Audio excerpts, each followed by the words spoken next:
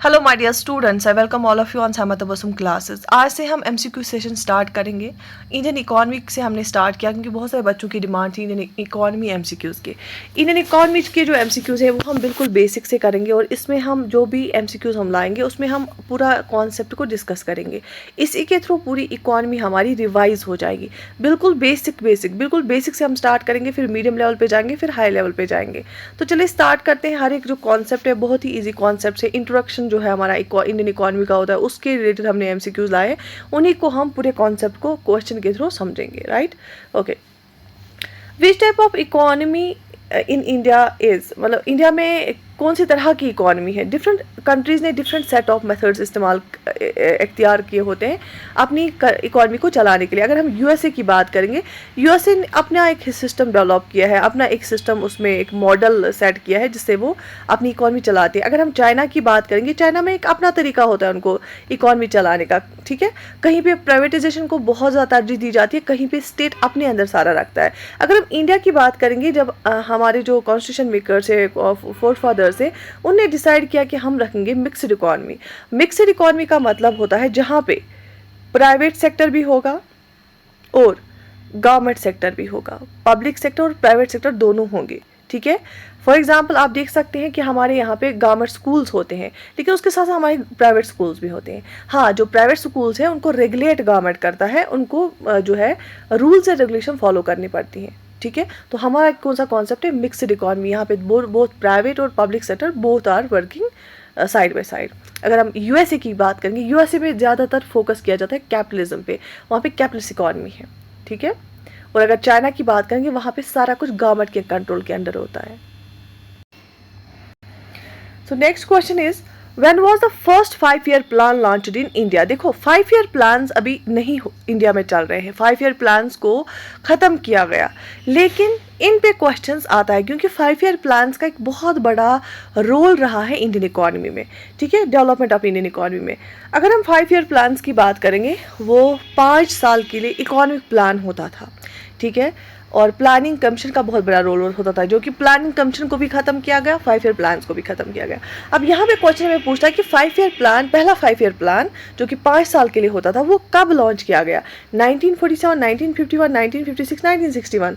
देखो 1947 में आज़ादी मिली इंडिया को। ठीक है, तो उस टाइम पे तो कॉन्स्टिट्यूशन बन रहा था, उस टाइम पे टाइम लगा कॉन्स्टिट्यूशन को बनने में 1950 तक, तो ऑब्वियसली यहाँ पे तो नहीं था। तो जो पहला फर्स्ट 5-year प्लान था वो था वो आया 1951 में, और फर्स्ट 5-year प्लान ने सबसे पहले फोकस किया था एग्रीकल्चर पे। ठीक है, और सेकंड 5-year प्लान ने फिर हेवी इंडस्ट्रीज पे फोकस किया। ठीक, तो फर्स्ट 5-year प्लान कब आया? 1951 में आया था। Okay, next question, which sector currently contributes the most to India's GDP? India की जो जीडीपी है उसमें सबसे ज़्यादा कौन सा सेक्टर अभी कंट्रीब्यूट कर रहा है? Agriculture, industry, services, mining. देखो हमारी इंडियन इकॉनमी जो है ना, कितने सेक्टर्स होते हैं इंडियन इकॉनमी में हमारे? There are 3 sectors. 3 sectors are there in Indian economy. First is primary sector, second is secondary sector and third is tertiary sector, जिसको हम सर्विस सेक्टर भी बोलते हैं। और प्राइमरी सेक्टर को हम एग्रीकल्चर सेक्टर भी बोलते हैं, सेकेंडरी सेक्टर को हम इंडस्ट्रियल सेक्टर भी बोलते हैं। तो 3 सेक्टर्स है हमारी इकॉनमी के। अब देखो हम बोलते हैं कि हमारी इकॉनमी किस के बेसिस पे है।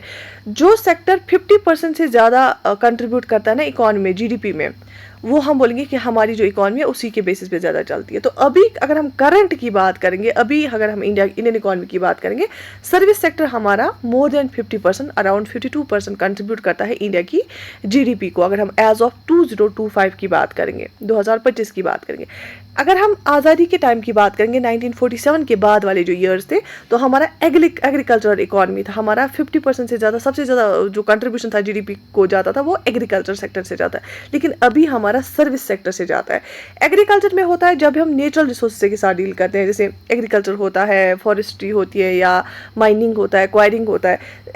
सेकेंडरी सेक्टर हो गया जहाँ पे इंडस्ट्रीज होती है। और सर्विसेज में क्या आता है?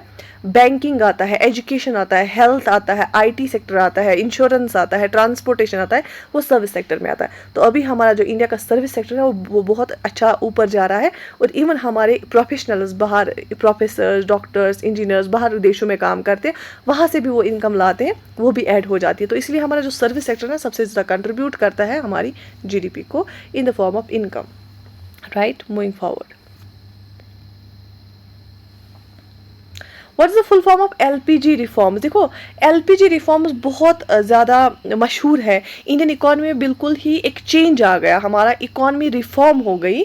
जो हमारा मॉडल था इकॉनमी का, तब तक हम थोड़ा प्रोटेक्ट कर रहे थे अपनी इकॉनमी को, लेकिन एलपीजी जब आया 1991 में क्राइसिस हुआ था। हमारा जो फॉरेक्स है, फॉरेन फंड रिजर्व होता है आरबीआई के पास, वो बहुत ही सिर्फ 2 हफ्तों के लिए हमारे पास था, 2 वीक्स के लिए ओनली, ठीक है। तो क्राइसिस हो गया था, तो हमें एलपीजी रिफॉर्म्स लाने ही पड़े। तो एलपीजी क्या होता है, ये होता है liberalisation, privatisation, globalisation. Option A liberalisation, privatisation, globalisation. अब इसका मतलब क्या होता है? लिबरलाइजेशन मतलब हमने बहुत सारे सेक्टर्स को बंद करके रखा था कि हर आपको परमिशन लाना है, आपको लाइसेंस होनी चाहिए, तब आप इसमें जो है सेटअप कर सकते हैं। लेकिन वो लिबरलाइजेशन से क्या हो, वो लाइसेंस परमिट राज को हटाया गया। प्राइवेटाइजेशन मतलब बहुत सारे सेक्टर्स में प्राइवेट प्लेयर्स को अलो किया गया कि प्राइवेट लोग खुद से भी अब सेटअप कर सकते हैं। ग्लोबलाइजेशन हो गया कि हमारा जो एक कंट्री के से दूसरे कंट्री के साथ जो ट्रेड है ना, उसमें बहुत हमने रूल्स को इजी कर लिया। ग्लोबलाइजेशन से कंट्रीज आपस में जुड़ गई, ट्रेड इंप्रूव हुआ, फाइनेंशियल ट्रांजैक्शंस इंप्रूव हुए, या फॉर एग्जांपल बाहर के लोग यहाँ इन्वेस्ट करते हैं, वो इंप्रूव हुआ। तो एलपी जो होता है लिबरलाइजेशन, प्राइवेटाइजेशन, ग्लोबलाइजेशन, जो हमारा लाइसेंस परमिट जो राज था, जो यहाँ पे हर एक बात पे हमें लाइसेंस लानी होती थी, परमिट लाना होता था, कोटाज होते थे, हमें इतना ही आप ले सकते हो, वो हटा दिया गया। तो एलपीजी रिफॉर्म्स आए 1991 में, इकोनॉमिक रिफॉर्म्स, राइट। ओके उसके बाद who prepares the union budget in India. India में यूनियन बजट कौन प्रिपेयर करता है? Reserve bank of India, NITI Aayog, finance ministry, prime minister's office. Prime minister's office को हम पीएमओ भी बोलते हैं। ये बेसिकली क्या काम करता है? पीएमओ काम करता है, ये प्राइम मिनिस्टर्स के आइज एंड ईयर्स का काम करता है, पूरा सपोर्ट करता है प्राइम मिनिस्टर को। अच्छा, नीति आयोग जो है ना, नीति आयोग एक एग्जीक्यूटिव बॉडी है, किसी एक्ट के बेस पे नहीं बनी है, ना ही कोई कॉन्स्टिट्यूशन में हमारा आर्टिकल डील करता है इसके साथ। This is just an executive body, जो कि 2015 में 14 या 15 में शायद आई थी। और नीति आयोग जो है ये कोऑपरेटिव फेडरलिज्म में हमें हेल्प करती है। स्टेट्स के एक्सपर्ट्स है इसमें, जो कि एक्सपर्ट एडवाइस हमें हमारे गवर्नमेंट को भी देती हैं। रिजर्व बैंक ऑफ इंडिया जो हमारा सेंट्रल बैंक है, जो कि मॉनेटरी पॉलिसी के साथ डील करता है। लेकिन जो बजट है ना, बजट फाइनेंस मिनिस्ट्री में बनता है, और फाइनेंस मिनिस्टर ही बनाता है, और उसके साथ in consultation with prime minister of India.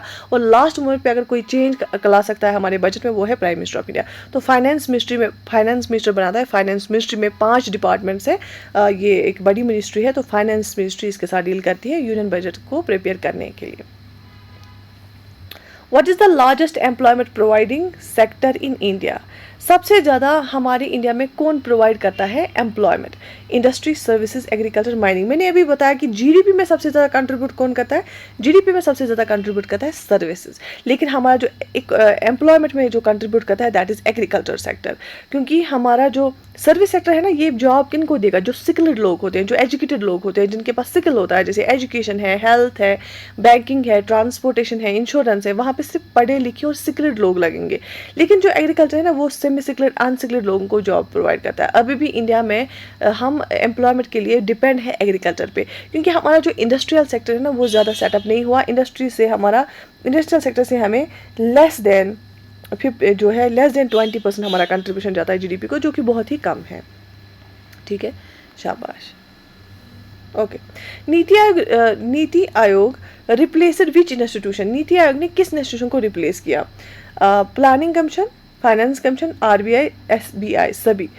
Security and exchange board of India, सभी इसको बोलते हैं। रिजर्व बैंक, मैंने बोला सेंट्रल बैंक है हमारी कंट्री का, जो कि मॉनेटरी पॉलिसी को डील करता है। फाइनेंस कमीशन जो है ना, आर्टिकल 280 है हमारे कॉन्स्टिट्यूशन में, जो डील करता है फाइनेंस कमीशन के साथ।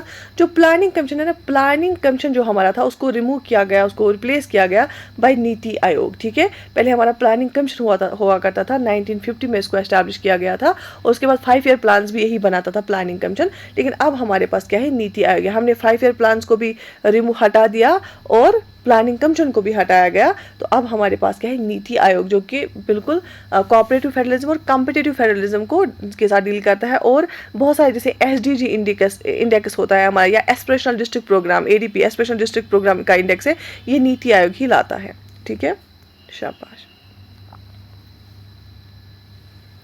What does GDP stand for? GDP का मतलब फुल फॉर्म क्या होता है? Gross domestic product, gross domestic product, ठीक है। अब जीडीपी बेसिकली क्या दिखाता है हमें? हम बोलते हैं ना national income, basically national income GDP नहीं होता है।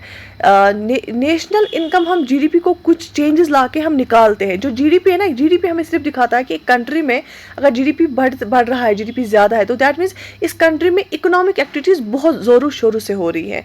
जीडीपी अच्छा होने का मतलब है इकोनॉमिक एक्टिविटीज़ बहुत अच्छी जा रही है इस कंट्री में। अब देखो इकोनॉमिक एक्टिविटीज़ बहुत अच्छी जाना मतलब हो गया बाहर की कोई कंपनी भी यहाँ पे काम करके, चाइनीज़ कोई कंपनी वो यहाँ बहुत कमा रही है, वो चाइना भेज रही है। इसका मतलब नहीं वो जहाँ अगर जीडीपी अच्छा है तो यहाँ पे लोगों की इनकम अच्छा है, तो जीडीपी आपको एक क्वालिटी वाला मेजर नहीं देता है। हाँ, ये हम बता सकते हैं कि जो जीडीपी जहाँ पे अच्छा है ऑब्वियसली वहाँ पे इकोनॉमिक एक्टिविटीज़ बहुत जो है अच्छी जा रही हैं। तो gross domestic product.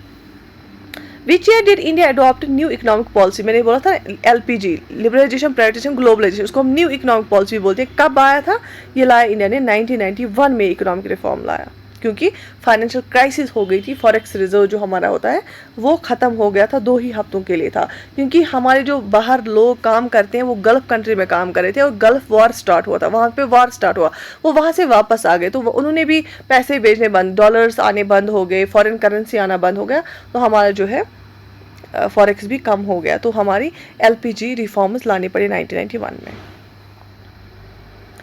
Which body controls monetary policy in India? जो मॉनिटरी पॉलिसी है, मॉनिटरी पॉलिसी हम यूज़ करते हैं इन्फ्लेशन, जो महंगाई अगर हमें लगा ना महंगाई ज़्यादा है, अगर महंगाई देश में बहुत ज़्यादा बढ़ गई, तो मॉनिटरी पॉलिसी से हम क्या करते हैं? महंगाई को कंट्रोल करते हैं, इन्फ्लेशन को कंट्रोल करते हैं। तो मॉनिटरी पॉलिसी कौन बनाता है? मिनिस्ट्री ऑफ फाइनेंस, आरबीआई, सभी और एसबीआई। मॉनिटरी पॉलिसी को बनाने वाला कौन है? वो बनाता है RBI, reserve bank of India. Reserve bank of India, और रिजर्व बैंक क्या है? सेंट्रल बैंक है हमारी कंट्री का। Is a bank of banks, ये बैंक्स का भी बैंक है, और lender of the last resort, जब बैंक्स के पास कहीं से पैसा नहीं आएगा वो फिर कहाँ से लेते हैं? आरबीआई से ही लेते हैं, ठीक है।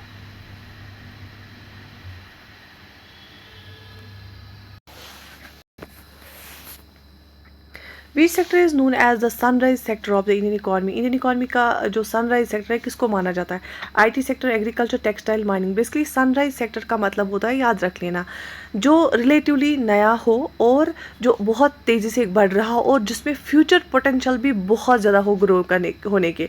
तो आपको सबको पता है कि इनमें से नया कौन सा है? वो है IT sector, information technology sector है, और आईटी सेक्टर बहुत ही बूमिंग पे है, और बहुत ही कम्युनिकेशंस में, इलेक्ट्रॉनिक्स में आप देख सकते हैं, ऑटोमेशन में, आर्टिफिशियल इंटेलिजेंस में कितना ग्रो हो रहा है, और फ्यूचर पोटेंशियल भी बहुत ही ज़्यादा है इसका। So yes, option A is the right answer.